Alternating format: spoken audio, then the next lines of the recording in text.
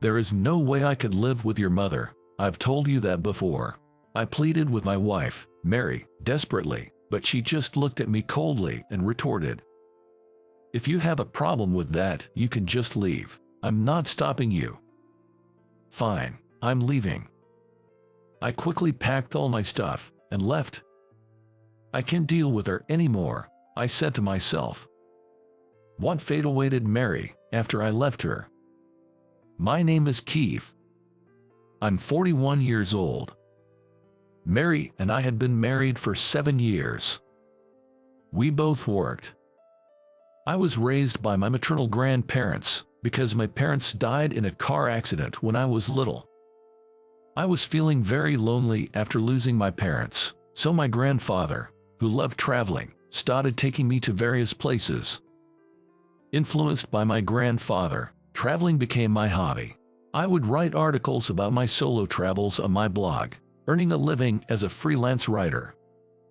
I met Mary on one of my trips.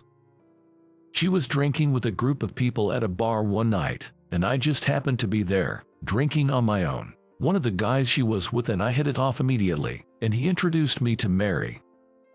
She was the center of attention, telling interesting stories and making everyone laugh. Although I was new to the group, she made sure that I was having fun too. She was such a nice person that I couldn't help following her with my eyes. In my mind, Mary, who was working at a brokerage firm, looked perfect in every way, working very hard to meet and beat sales targets. We exchanged contact information, and soon after that, we started dating and eventually got married. I continued writing blog articles, working from home, while Mary worked as a company employee. One day, as I was leisurely drinking my morning coffee, Mary spoke to me. "Keith, I'm going to work. Can you do the laundry today? And can you also make dinner tonight, please?" "Sure." "Oh, could you stop at the supermarket on the way home and buy some canned tomatoes? I'm thinking to make meat pasta for dinner." When I asked her, Mary looked annoyed and said, "I work outside, you know. As you're working from home, shouldn't it be easier for you to find time to do grocery shopping? I have a lot on today, so I don't think I'll have time to go out at all." As soon as I said that, the living room door opened. "Keith, I couldn't help overhearing your conversation, but what on earth are you thinking? Asking Mary to run errands for you?" Suddenly appeared was Kim, my mother-in-law, who lived very close from our apartment. "Oh, Kim, why are you here?" I asked with a trembling voice. Then Mary casually said to me, "Oh, by the way, I gave Mom a key to this apartment." "What? Why did you do that without even asking me?" As I tried to question Mary, Kim glared at me and said, "Got a problem with that, and Keith, it's absolutely ridiculous that you are trying to force your wife to do the household chores, especially when she is working full-time. You should be doing everything since you are home all the time." "I agree, Mom. Keith is just being awful, isn't he?" Mary sneered, joining in with her mother. "Always staying home and not earning much. I don't know how you have the nerve to ask for help. What a shameless man." Facing such criticism, all I could do was to bite my bottom lip. "Okay, I'll go." "Good. You should just keep your mouth shut and do as you are told." I looked away from Kim, who was looking smug, and retreated to my study. The cause of my problems was this mother-in-law. Having been widowed, she lived close by. She took great pride in her only daughter, Mary, a graduate of a top university, and still doted on her.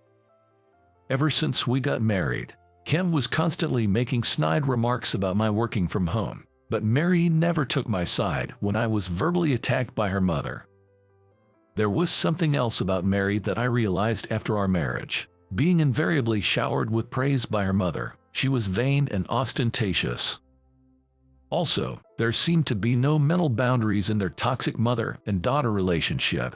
If I dared to complain about her mother, Mary would immediately get upset. I dreaded the thought of her mother visiting us frequently. Just the thought of it made me feel depressed.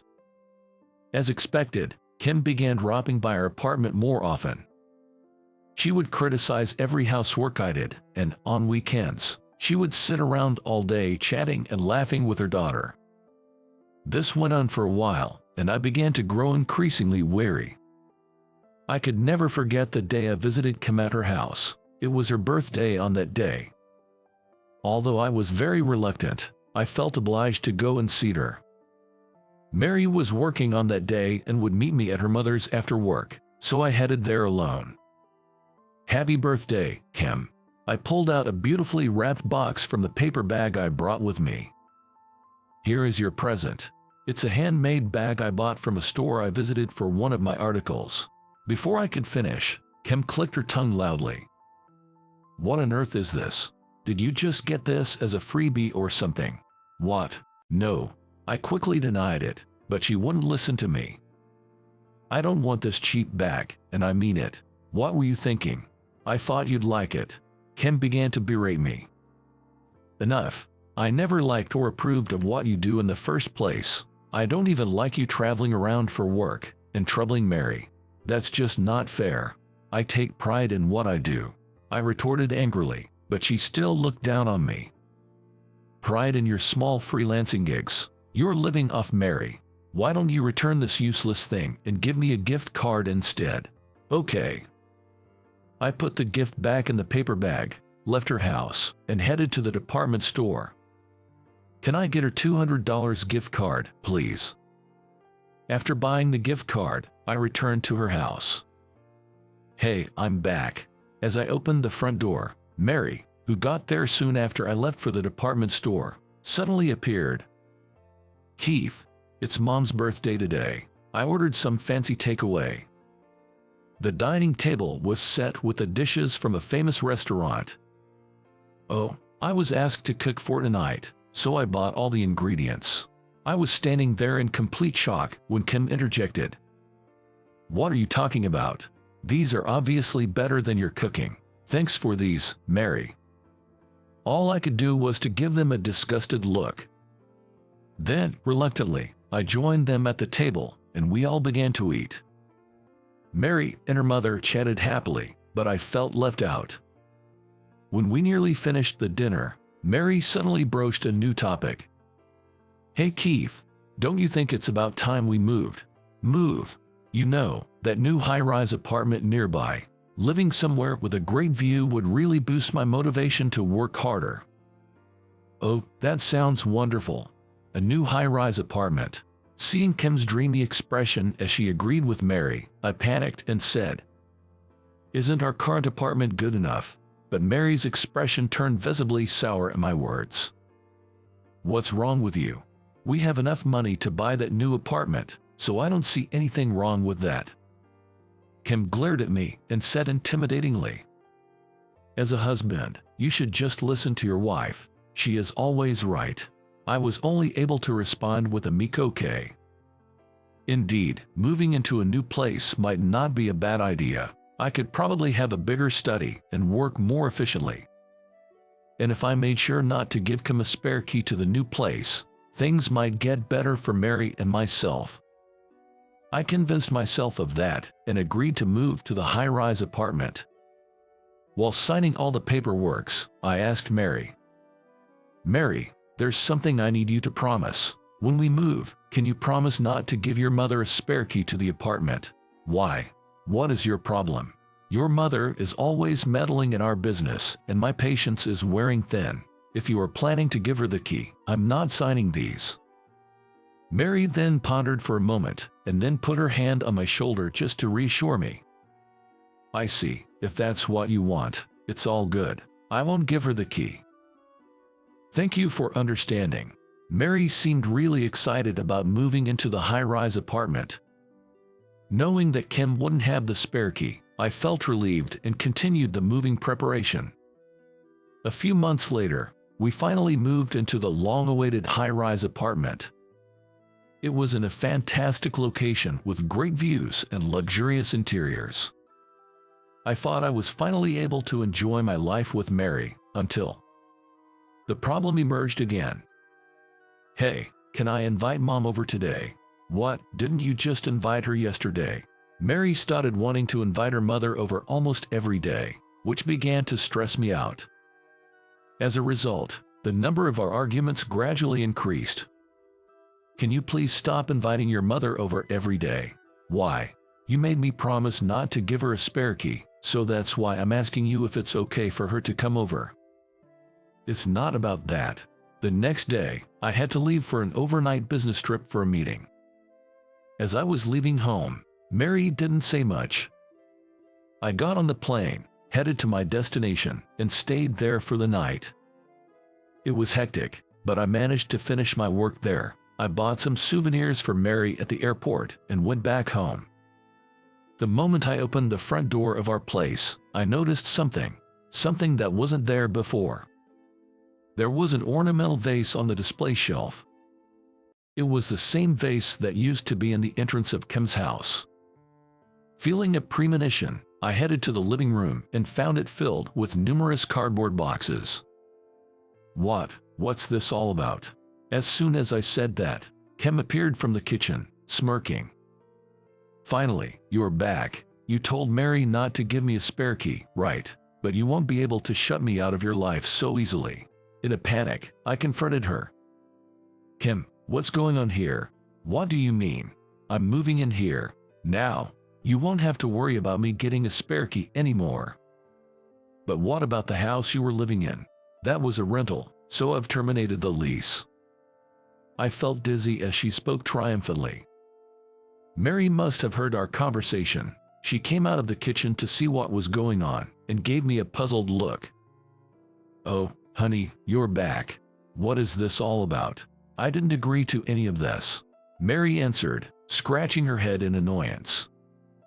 I don't see any problem with that. We have spare rooms anyway. There is no way I could live with your mother. I've told you that before. I pleaded with her desperately, but she just looked at me coldly and retorted, if you have a problem with that, you can just leave. I'm not stopping you. Are you serious? I'm dead serious. If you don't like it, we'll just have to get a divorce. Yeah, I will live here with Mary, so just find yourself somewhere else to live. Both Mary and her mother looked at me as if it was an obvious thing to do. I couldn't take this any longer. I couldn't believe they were trying to kick me out of the apartment. If this was what a family was like, I didn't want one. Grinding my teeth in frustration, I told them in an extremely calm tone. Fine, I'm leaving. Good. Pack your things and leave. I don't know how you're going to survive on your own though. All I could hear while packing my stuff was Kim's loud laughter. Mary avoided making an eye contact with me. Mary, is this really what you want? Then Mary looked at me, smirking, and said, you'll probably be coming back within a few days anyway. You really need to calm down a bit. I left our high-rise apartment without even saying goodbye to them. All right, I'll make an appointment to see a divorce lawyer. I didn't want to see both Mary and her mother ever again. A month later, I was relaxing in my new rental apartment when the intercom started ringing insistently. Hello. Hey, it's me. Open this door right now. The intercom monitor showed my red-faced mother-in-law, and I could barely see Mary, standing behind her. I thought about ignoring them, but decided to let them into my apartment so as not to disturb the neighbors. What can I do for you? When I asked Kim, a troubled look on my face, she snapped. We have received a letter from your lawyer, so we are here to clarify. What does it mean by you have to leave the high-rise apartment? That means exactly what it said. That place has already been sold, so you need to leave. Kim's eyes widened in shock. Sold? But that apartment belonged to Mary, didn't it? You can't just sell something that's not even yours. What are you talking about? That high-rise apartment was in my name in the first place, and I paid for it. What? Kim looked at me, then at Mary, who stood there, pale-faced and shaking. Is that true? I sighed deeply and looked straight at Mary. Mary, didn't you tell her? Mary remained silent, avoiding eye contact with me. I turned to my still confused Kim. Once you called me a gold digger, but I don't think you really know who I am and what I do. I am the founder of a certain travel blog, and occasionally appear in magazines and on TV. What? Magazines? TV? Kim's mouth fell open as she stared at me. I continued in an even tone. That was why I had some savings and was able to afford that high-rise apartment. By the way, your last birthday present, which you didn't want, cost me over $1,000. $1,000. Of course, I had to return it to the shop and got my money back. Also, the fancy takeaway that Mary ordered for your birthday was paid with my credit card by Mary without my consent. Kim, looking like she was about to faint from shock, suddenly turned to Mary. Mary, why don't you just buy back the apartment from him? You're a top salesperson of the company, earning over $100,000 a year, right? You must have lots of savings. Mary didn't say anything. Trying to suppress my laughter, I said to Kim, as far as I know, Mary doesn't have any savings. What? Both Kim and Mary were standing there absolute motionless. I calmly continued. She's been making continuous losses in stocks, lost almost all her savings. Isn't that right, Mary? No way. Mary, say something. As Kim grabbed Mary's arm and shook it, Mary dropped to her knees and looked up at her mother. I thought moving to the high-rise apartment would help boost my motivation and drive, but, as I glared at Mary, demanding an answer, she continued in a stuttering, faint voice. Well, I did try, Mom. I barely have any money left to rent a small apartment to live with you, let alone buy the high-rise apartment off him. What? I crossed my arms and said to Mary, I always knew that you had no skills for stock trading. I thought I had to support you as a husband and all. On hearing that, Mary looked up at me and asked for my forgiveness. Honey, I'm truly sorry. Can you please come back? Mary, stop it. As her mother tried to pick her up, Mary yelled back at her. But Mom, I have to do this, otherwise we can't afford to live the way we do now. I softly replied to Mary, who kept apologizing to me. Look at me. She became silent, her eyes filled with hope. I continued in a gentle voice. You never helped me with housework, just because I was working from home and you weren't. That is, well, I'm really sorry. Ignoring her apology, I went on. You told me to leave, and the reason why you could say such a thing to me was because you looked down on me, right? And when I actually did leave you, you freaked out. Am I right?